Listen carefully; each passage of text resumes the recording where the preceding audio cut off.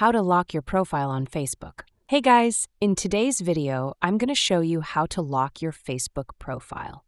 Locking your profile is a great way to keep your information private and secure, so make sure to watch till the end and let's get started.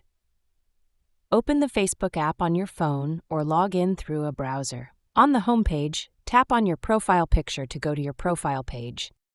Once you're on your profile, tap the three dots next to the Edit Profile button. From the menu, select Lock Profile if the option is available. Read through the details about what locking your profile does, then tap Lock Your Profile to confirm.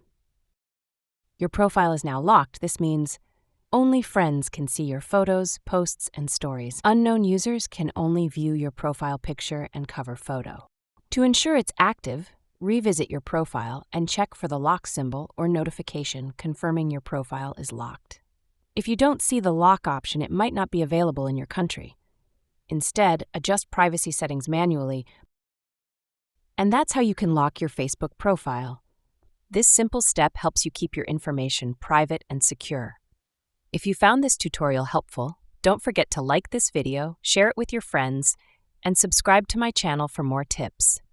Thanks for watching, and see you in the next video.